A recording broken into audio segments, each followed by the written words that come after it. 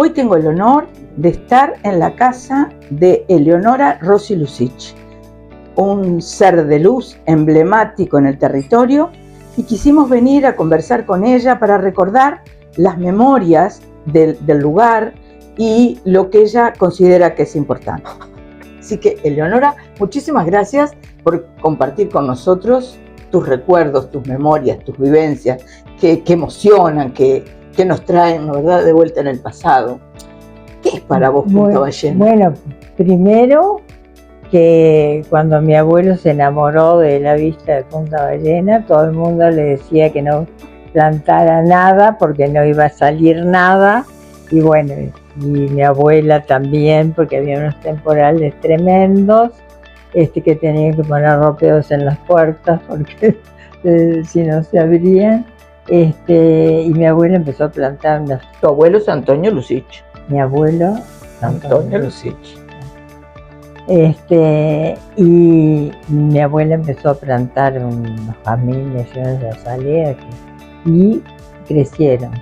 Entonces mi abuelo, cuando vio eso, y todo el mundo le había dicho, incluso Thais, ese francés famoso Charles Thais, le dijo: usted acá no plante nada porque no le va a salir nada. Y a los 10 años mi abuelo lo invitó, salieron a caballo, se internaron en el bosque, y mi abuelo le dijo: como verá, seguí su consejo. Qué bien, qué sentido del humor, Sí, qué ironía, qué bien. Era así. Tenía mucho sentido del humor. Sí. Y bueno, y además con un esfuerzo, un trabajo impresionante. Esto no tenía nada, no esto tenía arena. Nada, Médano. Arena, piedra, médanos y nada más. Y algún árbol autóctono diseminado por ahí. O sea que podemos decir que tu abuelo, de alguna manera, nunca vio todo este bosque. No, sí, lo vio. ¿Lo vio? Sí, ¿Sí? Lo vio. Mi abuelo empezó, compró en el 95, 1895. Que bueno, y habrá empezado a plantar en el 1910, por ahí. Y él murió en el 1928. Así que lo vio mucho mejor que ahora, porque ahora están cortando árboles a lo loco en ese emprendimiento que se llama Solanas, y bueno, y están haciendo un supermercado enorme. Estás poniendo el dedo en el ventilador. Yo no sé de alguna manera, cómo el desarrollo económico también, cómo juega con el patrimonio, con el territorio, porque hay que recordar que está la urbanización, ¿no? El bosque está protegido, la urbanización es Monumento Histórico Nacional. Claro. Entonces, ¿cómo juega con el desarrollo económico? Y vos nombraste Solanas. ¿Y por qué Solanas? La gente dice Solana, Portezuelo, Punta Ballena. ¿Sabés por qué? Porque Solanas, uno que se llama Mollón, el que era el dueño de eso, no sé si sigue siendo, le debe haber puesto Solanas para que fuera parecido a Solana del Mar. Y la Solana del Mar le hizo un juicio a Solanas, pero que lo perdió porque Solanas tiene una S al final. Claro. Entonces no es el mismo entonces nombre. Los argentinos, además, cuando empezó Solanas, había un letrero inmenso que decía bienvenidos a Solanas. Entonces los argentinos empezaron a llamarle Punta Ballena Solanas, que a mí me... que no es, es Solana. Lo que es valioso es la Solana del Mar. Hecho por Antonio Bonet. Hecho por Antonio Bonet, que era un arquitecto catalán, que una tía mía que vivía en el Hotel Nogaró, mi tía Milka, conocía a todos los españoles que en esa época venían de Franco, disparando de Franco, y Bonet estaba de luna de miel en el Nogaró. Y entonces en un momento dado le dijo: vamos a ir a conocer Punta del Este. Y entonces mi tía le dijo: si va a conocer Punta del Este, vaya a Punta Ballena y a ver si le gusta, porque mi tía ya tenían en mente, digamos, que necesitaban capitales porque era imposible mantener el bosque. Obvio. Nadie estaba en condiciones de poder mantener el bosque, de pagar a todos los empleados. Muy Entonces ya mi tía y Bonet se fascinó con Punta Ballena. Y él se enamoró del territorio. Con Bonet. Bonet también tendría conexiones con, no sé si con españoles, pero los que integraban la sociedad anónima, Punta Ballena, sociedad anónima, eran argentinos y 3 hijas uruguayas que tenían la obligación de entrar en la sociedad anónima. Como no entraban con dinero, entraban con lo que habían heredado, aparte de lo que no se dividió nunca, claro, que fue el bosque entero, la tumba, en fin. Esta parte donde estamos ahora, sí, era de una tía mía. Que se dividió. Claro, sí. Esta parte era la Quinta Nueva, que la Quinta Nueva se dividió. Y algunos otros pedazos también.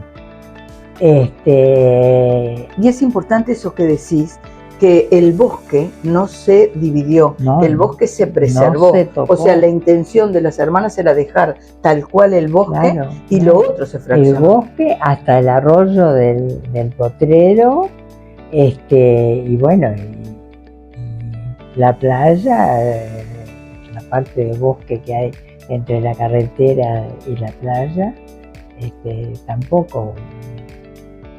Ahí después cuando se dividió, porque se hizo la urbanización, ahí sí 2 tías mías tuvieron casa, bueno, se empezaban a vender los terrenos, y entre el 50 y el 55 fue una época dura, porque Perón no dejaba de venir a los uruguayos, a los argentinos para acá, claro, al Uruguay, porque recibíamos a los que estaban en contra de él. Es claro, y yo digo que es un territorio también que alberga, que tiene mucho que ver con los rioplatenses, porque de alguna manera, porque argentinos, sí, uruguayos, desde claro, de una línea, como dicen en la historia, de larga duración, que hasta hoy en día, ¿no, se entiende? Y vos, si tuvieras que nombrar el territorio, ¿cómo tenemos que nombrar el territorio? Punta Ballena, Solana. Para mí, Punta Ballena. Punta Ballena. Portezuelo no, tampoco. Bueno, Portezuelo, creo que hay algún plano que la playa,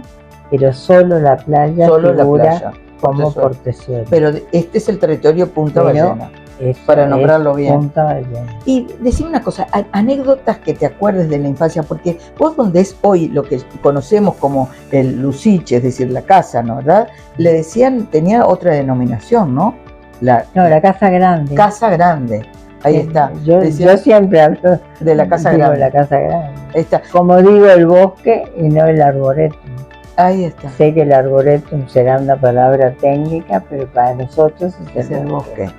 Y ese bosque que decís que está teniendo muchas, digamos, depredaciones hoy en día. Hoy en día, desgraciadamente, pero a pesar de que hay una ley de Ferreira Aldunate de hace años, de no cortar árboles de la ruta para adentro, no cortar árboles.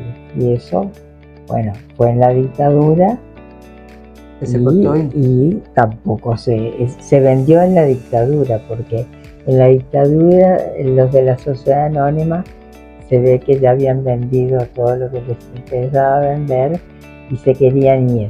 Entonces le vendieron a Solana, le vendieron el Club del Lago, pero el Club del Lago se mantuvo bastante. El Tano se portó bien en eso, ¿no? Porque, bueno, sí, hizo una pequeña urbanización, pero respetando y no talando así, cortando, claro, como hizo Solana. y sigue haciendo. Ahí volvemos de vuelta, ¿no? El equilibrio entre el desarrollo económico o los desarrolladores y lo que tiene que ver también con la preservación del lugar, ¿no? Como en patrimonio se habla del espíritu del lugar, qué es lo que se conserva. Tú hoy hablabas del bosque, ¿no? ¿Verdad? Internarse, que hay zonas muy lindas también acá adentro que están como casi vírgenes. Y decime una cosa, para vos, ¿cómo te parece, volviendo a tu abuelo, ¿no? Que me gustaría que capaz que nos compartieras alguna otra anécdota. ¿Cómo te parece que la figura de tu abuelo, de Antonio Lussich, influye hoy también en el territorio? O sea, porque además de poder contemplar lo que él generosamente estuvo, digamos, plantando y que la sombra quizá no la vio de esos árboles, ¿cómo te parece que hoy en día estamos honrando la Bueno, yo creo que no como se debería. No como se debería porque, bueno, la gente que está por acá, uno dice Antonio Lussich y saben quién es. Pero decís en Montevideo de repente Antonio Lussich y nadie sabe nada. O sea que es más una figura de locataria. Sí, una figura como, no sé, como un poco olvidada. Un poco olvidada. Un poco olvidada. ¿La reconocieron más en Londres cuando fue a Lloyd's? ¿Y qué pasó allí? Fue a Lloyd's, bueno, que como era, creo que era en Europa la única empresa que ¿cómo se llama? De seguros, ¿no? De seguros por los naufragios. Que aseguraba todos los barcos que había en Europa y en el mundo. Entonces, mi abuelo tenía que ir muchas veces. Y una vez fue con mi abuela. Y cuando iban entrando sintieron unas campanadas. Ángela, tu abuela. Sí, mi abuela Ángela. Unas campanadas. Entonces mi abuelo le pregunta a un señor que estaba allí, ¿y por qué son esas campanadas? Pero por ustedes.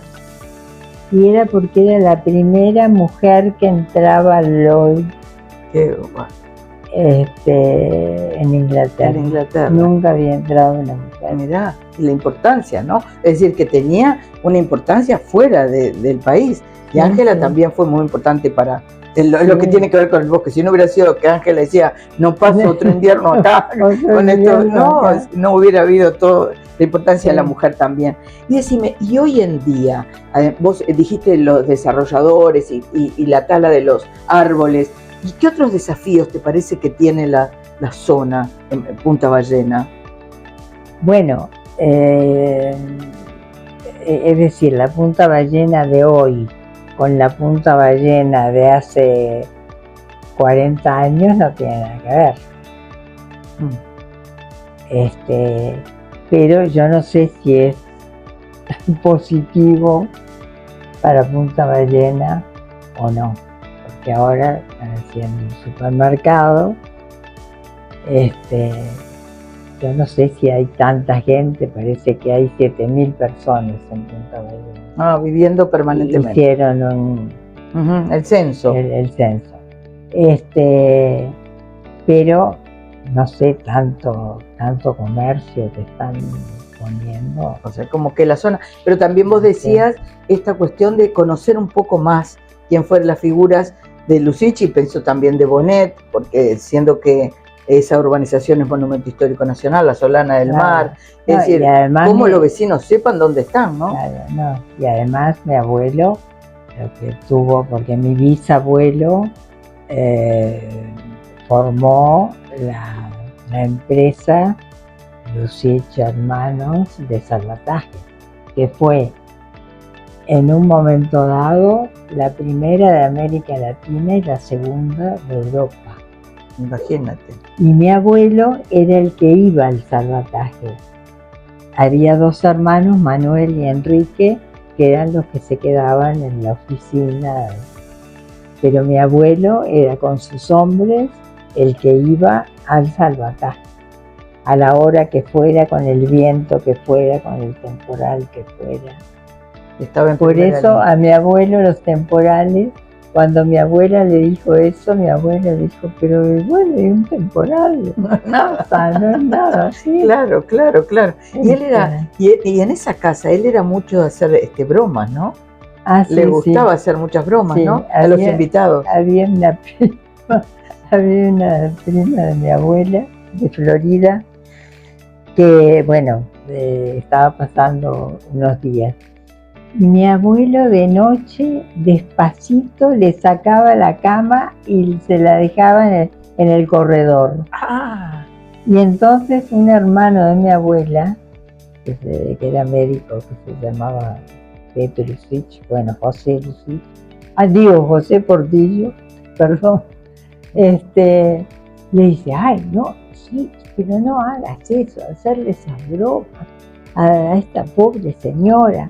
Bueno, entonces mi abuelo tuvo unos días tranquilo, sin hacer nada. Y entonces la señora esta le dice un día, Lucich, ¿a usted le pasa algo conmigo? ¿Que no me hace más broma? La señora encantada que le hiciera broma. Qué bien. Y él asustaba a los invitados, hay una cosa graciosa. Mi abuelo invitaba mucho a almorzar y muchas veces agasajaba, pero además con gente de acá también, ¿no? Claro. Entonces un día estaba Ramón Lobato, que era un trabajador de Punta Ballena, y que estaba almorzando, y estaban los hijos de don Pepe Valle. Y Lobato era blanco como hueso de bagual. Entonces, mi abuelo no los había presentado de entrada para que él no supiera que estaban los Valles, y de repente dijo algo como para que Ramón Lobato dijera algo de Valle. Y mirá lo que dijo. Ese Batelle, ese vil reptil.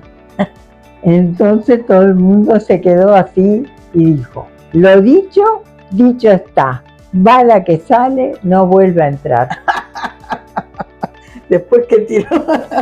Hermoso.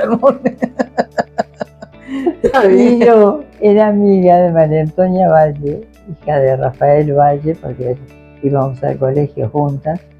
Y yo le digo, sí, María Antonia, ese cuento que hay con Punta Ballena, con mi abuelo y lo que dijo este señor. Y dice, nosotros lo hacemos siempre, dice, claro. Nos divierte muchísimo. Y también contaban que él se disfrazaba y asustaba a los invitados, ¿puede ser? Que salía por el bosque y después venía y de alguna manera asustaba. Bueno, de eso no sé. Porque decir, contaban como que mamá nunca dijo nada lo dijo. Es fábulas que ponen, la gente que sí. Adiciona, pero que era... No, por ejemplo, sí. lo que sé es un cuento que iba en un tren en Montevideo y iba sentado al lado de un muchacho joven. Y entonces de repente le dice, usted está preso. Entonces el muchacho se quedó así, baje conmigo. Y lo invitó a la quinta. O sea, de preso dice, no, venga a la quinta a ver. Y el muchacho venga a la quinta y el muchacho no se ve. Después quedaron los más amigos. Claro, pero el muchacho se quedó así. Pero ese es el único cuento que sé. Claro. Pero puede haber otro. Claro, puede haber. Que yo no conozco. Claro. Y decime, la casa que está enfrente, o sea, que enfrente a Lucich, que era la casa de los novios, era pero la casa grande. No. La que era de la casita blanca, que eran los novios que iban, es la de Camelot. Camelot, la que está enfrente. Ahí está. La que está enfrente es una cosa que hicieron. Había una casita que se llamaba la casita Rosada. Era rosada, era un rancho. Los dos eran ranchos, la casita blanca y la rosada. donde de repente se casaba una nieta, iba de luna de miel, ahí. Pero esa que está ahora donde vive Graciela Ferreres, se hizo, lo hizo la hija del que compró la casita, lo que fue la casita rosada. Lo que fue claro, posterior. Y otra cosa, tu abuelo se conoce mucho también, o se conoce menos, por lo escritor.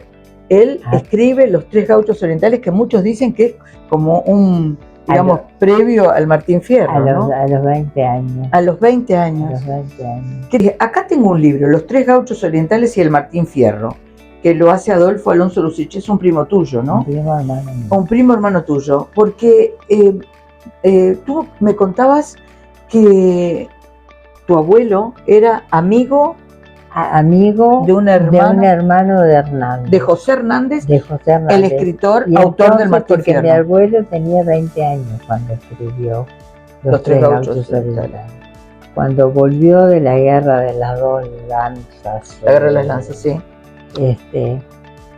Y volvió, bueno, tenía 22 años y entonces mi bisabuelo le dijo, bueno, ahora hay que trabajar. Y le dijo una frase que es muy linda. Le dijo, porque sin trabajo no se vive y sin poesía tampoco. Mirá tú cómo conjuga las dos cosas, ¿no? Mi bisabuelo. Tu bisabuelo, y lo siguió al pie de la letra, porque trabajó y la poesía, y tenemos esto de Los Tres Gauchos Orientales. Y hay aquí este libro es como una comparación y que mira, ¿no verdad? Sí. Las estrofas, que son los de Los Tres Gauchos Orientales. Hay cosas similares, que son similares. Pero es previo, lo de tu abuelo es previo al Martín Fierro, es antes. Sí, 6 meses antes. Si no estoy equivocada. Interesante. Fueron 6 meses. Interesante. Antes. Así que es qué polifacético era tu abuelo, ¿no? En realidad. Sí. Sí, y además el verso Milton, que es precioso, Milton. Sí, Milton, el único hijo que fallece a los 20, ¿no? En un accidente de aviación. A los 21. Claro. Bueno, porque era muy intrépido como mi abuelo y quiso a toda costa que el ministro de la guerra le permitiera subir al avión, a la Melilla y subir al avión. Y al piloto no le pasó nada y él se mató.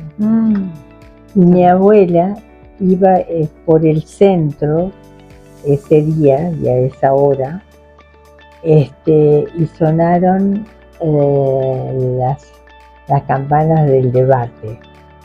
No sé cómo llamarle.